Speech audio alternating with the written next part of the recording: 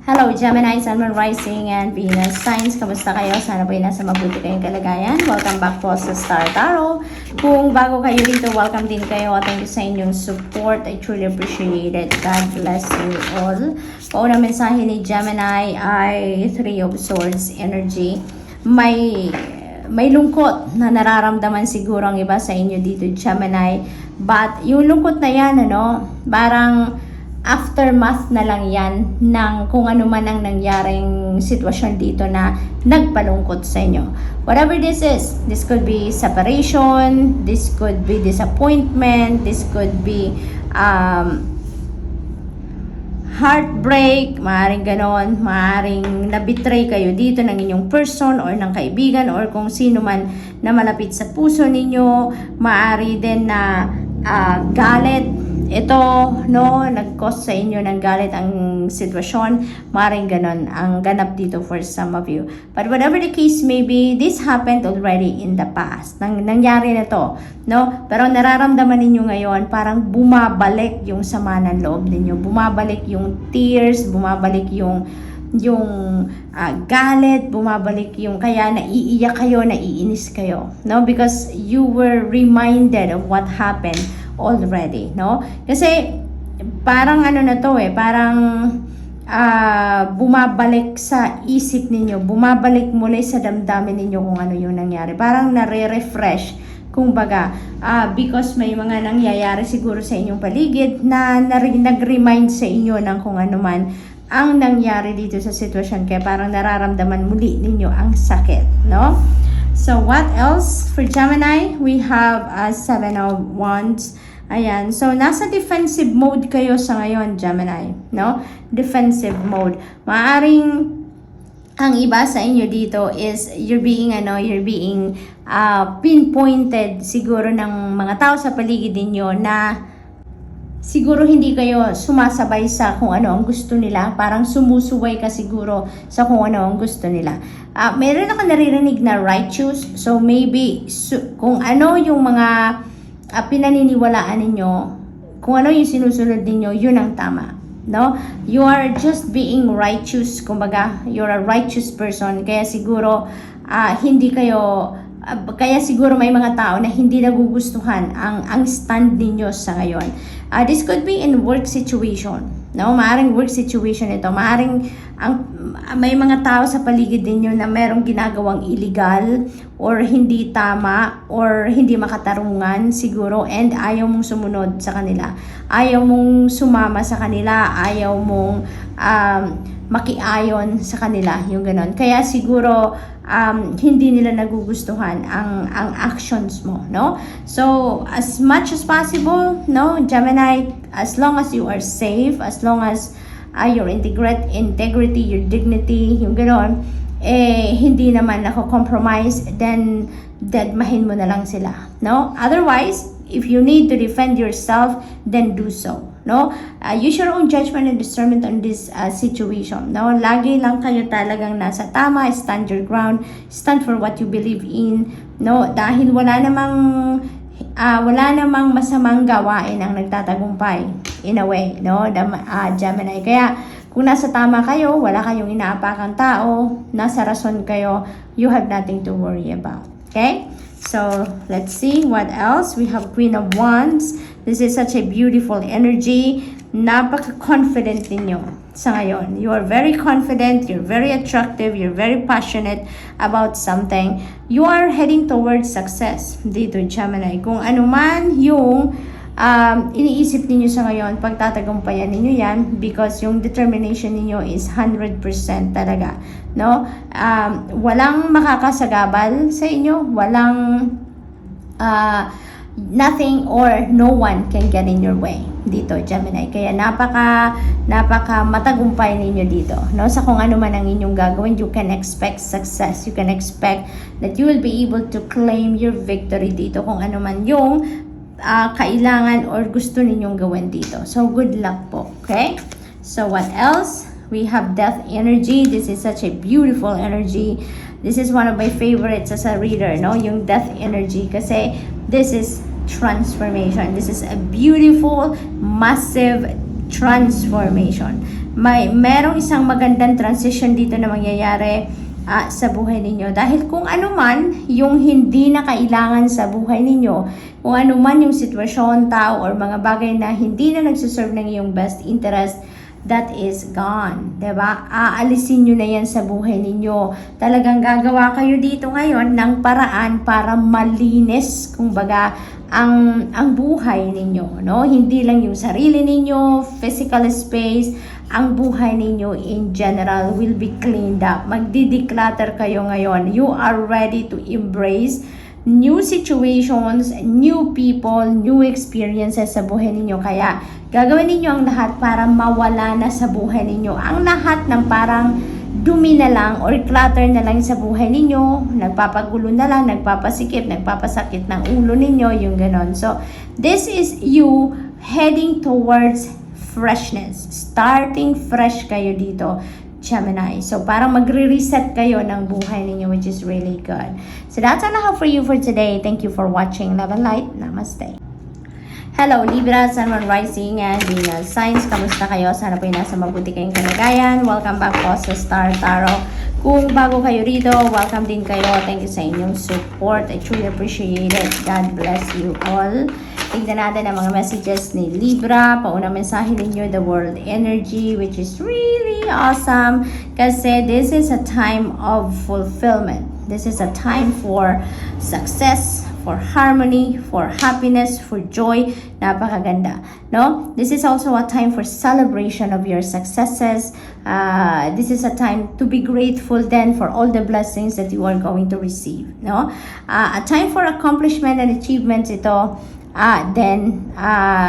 Libra, may mga bagay kayo dito na pinagtrabahuan, pinagsikapan that is coming to to an end na. It's because makukumpleto nyo na, matatapos nyo na, it has come to its completion na, kumbaga. Kaya napaka ganda na sitwasyon nito na parang graduate na kayo doon and you are going to head towards newness, no? You are heading towards a new phase in your life dito. May mga bagong opportunities na parating, may mga bagong posibilidad, may mga bagong pintong magbubukas para sa inyo dito, no? So this is really, really beautiful. Travel also is very imminent for some of you. This could be international travel for some reason. Maaari din naman na hindi, no? Maaring domestic travel din yan. But definitely there is travel involved dito for some of you. We have the moon energy in reverse. Ayan. So, definitely, napakaganda na sisimulan ninyo ditong bagong endeavor, di ba? Sa world energy, you are starting fresh dito in some areas of life. Napakaganda niyan kasi talagang kung saan man kayo patungo sa ngayon, where you are heading, parang divinely guided kayo, no? You are divinely guided, supported and guarded din dito. Kasi it will be shown to you, you know, kung saan man ang path na dapat ninyong tahakin from here on, that will be shown to you. You are divinely guided to walk towards that path. At saka, bibigyan kayo dito. You will be sent ng mga various opportunities and possibilities na magbibigay sa inyo ng pagkakataon para makapagsimula talaga kayo ng bonggang-bongga, no? Dito sa kung ano man ang gagawin ninyo dito. Wala na kayong mga takot dito. Mas baon ninyo dito yung inspiration, determination, yung drive ninyo, tsaka yung highly motivated kayo dito and very confident about yourself. Kaya napakaganda ng babaunin ninyo dito sa bagong endeavor na gagawin ninyo. Travel energy din. Ito, Libra, you are heading talaga towards a new place, no? Maaaring ito yung bago ninyong chapter ng buhay na sisimulan ninyo. Ang iba sa inyo dito is going to remove yourself physically talaga from a situation na hindi na kayo masaya or hindi na healthy ang situation. So it could be in any area of life, no? Maaaring sa trabaho, sa karera ninyo, you're not happy anymore, maaring wala nang advancement yan, there's no room for growth, maaari din na relationship ito, maaring very unhealthy, abusive, siguro ang person ninyo, maaring ganun din ang ganap dyan. So whatever the case may be, Libra, you are heading towards happiness dito. You are heading towards your safety. You are heading towards peace and harmony. Kaya napakaganda kung saan man kayo patungo, napakaganda ng sitwasyon na dadatnan ninyo. No? Isasara nyo na ang pinto dito sa buhay ninyo na kung saan hindi nga maganda na ang ganap. Kaya you are going to move on with your life. Definitely. Now, definitely, magdidesisyon kayo dito na tama na. This is enough. This is it. Now, I am moving on. I'm going to choose my happiness. I'm going to choose my safety, my peace. Diba? Yun ang ganap dito for Libra. Travel, no? As I've said earlier, is very imminent as well for you, Libra, dito sa sitwasyon na to. Maaari talaga na aalis kayo dito sa kung ano man ang sitwasyon na to, trabaho man yan, career, relationship, aalis kayo, iiwanan nyo yan. Physically, you're going to remove yourself from there. So, good luck po. We have the Magician energy in reverse. Ayan. So, maaring ang sitwasyon na ito, kaya aalis na kayo dito sa sitwasyon na to dahil punong-puno siguro yan ng panloloko, pandilin lang. Maaaring ang person dyan na kasama ninyo or the person that you're dealing with sa sitwasyon na to is very manipulative. Maaaring inaano din kayo, pinagbabawalan, maaaring kinokontrol ng tao siguro ang buhay ninyo dito. Kaya you're going to decide to leave that person or you're going to decide to leave that place kung nasaan ka man, no? So, mag-iingat kayo and good luck. That's all I have for you for today. Thank you for watching. Love and light. Namaste. Hello, Aquarius, Sun, Moon, Rising, and Venus signs. Kamusta kayo? Sana po nasa mabuti kayong kalagayan. Welcome back po sa Star Tarot. Kung bago kayo rito, welcome din kayo. Thank you sa inyong support. I truly appreciate it. God bless you all. Aquarius, we have the Queen of Cups. Ayan. So, maybe you are going to embody the energy of Queen of Cups sa ngayon, Aquarius. Maybe some of you are going to be very compassionate at this time, very helpful, very loving, very supportive, very helpful, yung mga ganon, very empathic, no? Maari din na kayo ay lapitin ngayon, Aquarius, na mga taong nangangailangan ng tulong in any way. Maaring lalapitan din kayo ng mga tao ngayon na para humingi ng advice ninyo, humingi ng opinion, mga ganon, no? So, good luck to that. Maaari din, Aquarius, na kayo ngayon, extra sensitive, extra intuitive, very emotional din siguro ang iba sa inyo. We have the star energy in reverse. Ayan. So, some of you, kayo siguro nangangailangan ngayon ng compassion ng iba. Maaring kayong nangangailangan ngayon ng advice ng iba, ng opinion ng iba, ng perspective ng iba. No? So, maaring ganun ang ganap dito for some of you. Kasi with the star energy in reverse dito, some of you are losing direction siguro.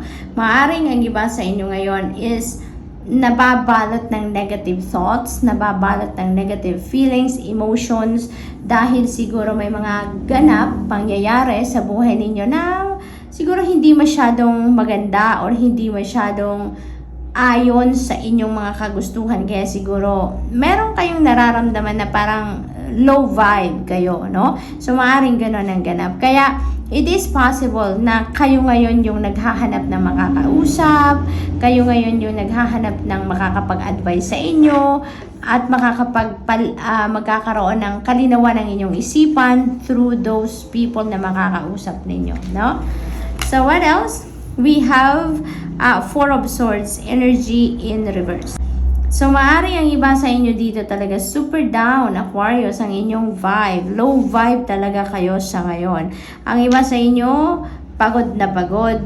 Laging, siguro marami kayong ginagawa. Wala na kayong panahon para sa sarili ninyo. Siguro ang iba sa inyo nga nakakaramdam na parang hindi na kayo parang hindi nyo nakilala ang sarili ninyo. No? Maybe yung parang na-detach na kayo sa soul ninyo dahil sa dami ninyong problema or sa dami ninyong iniisip or sa dami ninyong ginagawa, trabaho, inaasikaso, obligasyon, responsibilidad, maaring ganon. Kaya siguro burnout na kayo sa ngayon. You're feeling super exhausted siguro. No? You are feeling anxiety, maaaring wala na talagang, alam mo yun, parang ungrounded kayo, nasa stagnant energy kayo, pagod kayo, yung parang hindi na kayo makapag-focus talaga at all. Parang ganun siguro nararamdaman ng iba sa inyo dito, Aquarius. Kaya pati direction ng buhay ninyo sa ngayon or kung ano man ang mga gagawin ninyong desisyon, pati yun siguro wala na kayo doon sa wisyo talaga. We have death energy in reverse. Ayan. So, it could be because, may mga pagbabago siguro na kailangang mangyari pero siguro kinukontra din ninyo. Maaring you are resisting change sa ngayon. So, parang wala talaga sa si Aquarius ngayon. Wala sa wisyo, kumbaga, no? Parang yun ang nangyayari dito. Maaring super comfortable na kayo sa kung ano man ang kalagayan ninyo for a long time. At saka ngayon, merong mga opportunity for change. Ngayon, may mga dumadating na mga bagay or opportunities para mabago sana ang yung sitwasyon for the better. Kasi maaaring may mga opportunities na kumakatok sa inyo para for you to evolve or for you to grow, 'di ba? Pero siguro since hindi kayo komportable siguro sa mga bagong sitwasyon, kaya parang nagkakaroon kayo ng anxiety, no? Kaya siguro kayo nai-stress because maybe some of you doesn't want to embrace change or hindi kayo handa para baguhin ang inyong sitwasyon. Kaya, so it's all up to you, Aquarius. This is your decision, diba? It is your decision. Kung ano yung sa tingin ninyo ang makakabuti para sa inyo, then kung anong komportable, then do so. It's all up to you. Use your own judgment and discernment on your situation, no? So kayo ang tanging nakakaalam kung ano yung gusto ninyo or kung ano yung nararapat ninyong gawin. Okay? But for sure dito, Aquarius, meron kayong mga intuitive messages, guidance na nare-receive from the divine. So, as much as possible, pakinggan din ninyo yan dahil makakatulong din yan sa inyo, sa inyong kalagayan. Okay? So, good luck and that's all I have for you for today. Thank you for watching. Love and light. Namaste.